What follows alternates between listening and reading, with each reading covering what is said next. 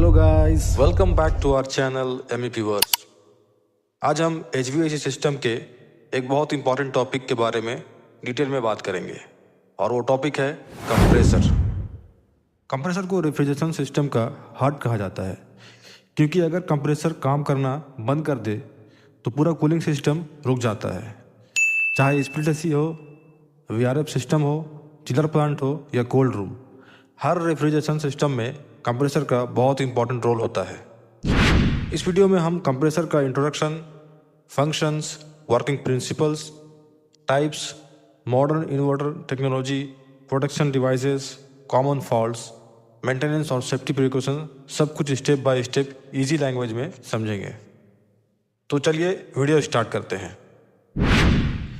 Compressor एक mechanical device है जो लो प्रेशर और लो टेम्परेचर रेफ्रिजरेंट वेपर को इवेपोरेटर से सक करता है, फिर उस रेफ्रिजरेंट को कंप्रेस करके उसका प्रेशर और टेम्परेचर इंक्रीज कर देता है और कंडेंसर की तरफ डिस्चार्ज कर देता है। सिंपल वर्ड में कंप्रेसर रेफ्रिजरेंट को पूरे रेफ्रिजरेशन साइकिल में सर्कुलेट करता है और कूलिंग प्रोसेस को कंटिन्यू रखता है।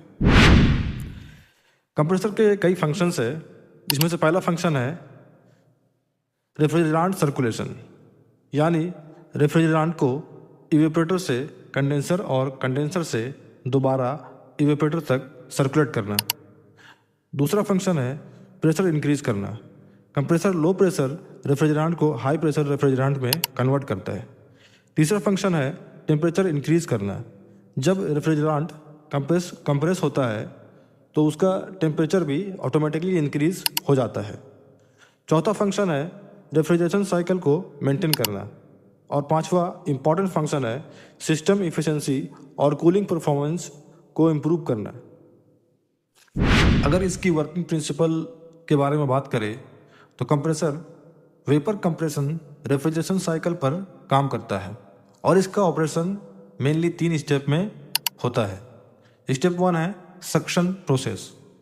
इस प्रोसेस में इवेपोरेटर से लो प्रेशर और low temperature refrigerant vapour suction line के थ्रू कंप्रेसर में इंटर करता है। स्टेप 2 है कंप्रेशन प्रोसेस।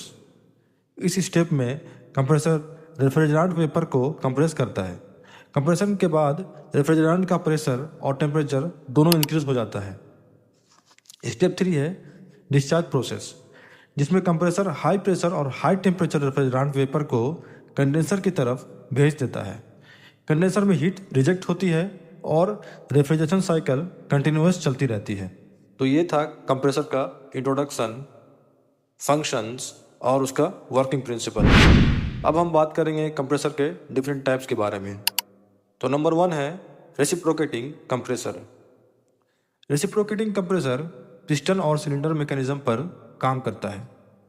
जैसे इंजन में पिस्टन अप डाउन मूवमेंट करता है, वैसे ही कंप्रेसर में पिस्टन रेफ्रिजरेंट को कंप्रेस करता है।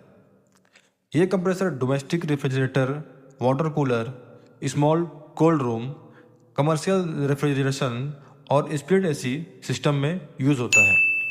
इसकी कैपेसिटी अप्रॉक्सीमेटली 0.5 टन से 100 टन तक होती है। ये हाई प्रेशर एप्लीकेशन के लिए सूटेबल होता है और इसका मेंटेनेंस कंपैरेटिवली इजी होता है, लेकिन इसमें वाइब्रेशन और नॉइस ज़्यादा होता है क्योंकि मूविंग पार्ट्स ज़्यादा होते हैं।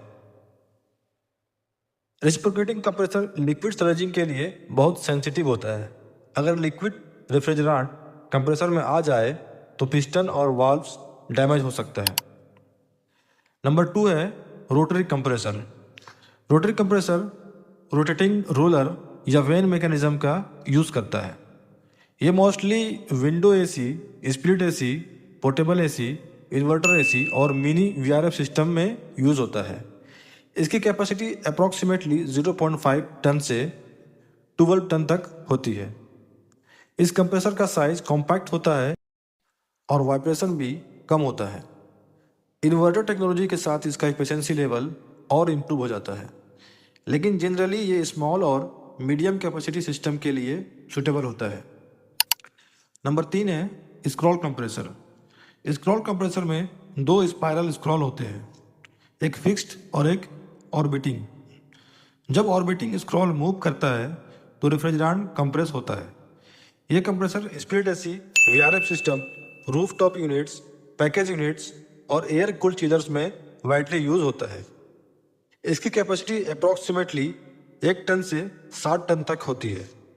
स्क्रॉल कंप्रेसर का ऑपरेशन स्मूथ होता है, नॉइस और वाइब्रेशन कम होता है और एफिशिएंसी काफ़ी हाई होती है। स्क्रॉल कंप्रेसर रेसिप्रोकेटिंग कंप्रेसर के कंपैरिजन में लिक्विड रेफ्रिजरेंट को बेटर हैंडल कर सकता है, लेकिन एक्सेसिव लिक्विड रिटर्न से इसमें भी डैमेज हो सकता है। आजकल इन्वर्टर टेक्नोलॉजी के साथ स्क्रॉल कंप्रेसर्स बहुत कॉमनली यूज हो रहे हैं। Number 4, screw compressor. Screw compressor में 2 हेलिकल रोटेटिंग स्क्रूज होते हैं जो रेफ्रिजरेंट को कंप्रेस करते हैं। ये compressor water cooled chiller, industrial cooling system और लार्ज कमर्शियल HVAC सिस्टम में यूज होता है। इसकी कैपेसिटी अप्रॉक्सीमेटली 30 टन से 550 टन तक होती है। स्क्रू कंप्रेसर स्मूथ और कंटिन्यूअस ऑपरेशन के लिए फेमस है। इसमें स्लाइड वाल्व मैकेनिज्म होता है जो लोड के अकॉर्डिंग कैपेसिटी को कंट्रोल करता है। ये हेवी ड्यूटी एप्लीकेशंस के लिए हाईली ड्यूरेबल माना जाता है, लेकिन इसका इनिशियल कॉस्ट काफ़ी हाई होता है। नंबर 5 है centrifugal compressor. Centrifugal compressor high speed impeller का यूज़ करता है रेफ्रिजरेंट वेलोसिटी और प्रेशर इंक्रीज करने के लिए। ये compressor central chill water plants, district cooling systems, airports, hospitals और लार्ज कमर्शियल बिल्डिंग्स में यूज़ होता है। इसकी कैपेसिटी अप्रॉक्सीमेटली 150 टन से 6000 टन से भी ज़्यादा हो सकती है। ये लार्ज कैपेसिटी एप्लीकेशंस के लिए बेस्ट माना जाता है और फुल लोड कंडीशन में बहुत हाई इफिशिएंसी देता है, लेकिन ये स्मॉल लोड एप्लीकेशंस के लिए सूटेबल नहीं होता। सेंट्रीफ्यूगल कंप्रेसर में एक बहुत ही इंपॉर्टेंट कॉन्सेप्ट है सर्जिंग। आइए इसके बारे में भी डिस्कस कर लेते हैं। सर्जिंग एक अनस्टेबल कंडीशन होती है जिसमें लो लोड या हाई डिस्चार्ज प्रेशर की वजह से रेफ्रिजरेंट फ्लो अनस्टेबल या रिवर्स होने लगता है। इस कंडीशन में कंप्रेसर में हेवी वाइब्रेशन और लाउड नॉइस होती है और मैकेनिकल डैमेज का रिस्क बढ़ जाता है।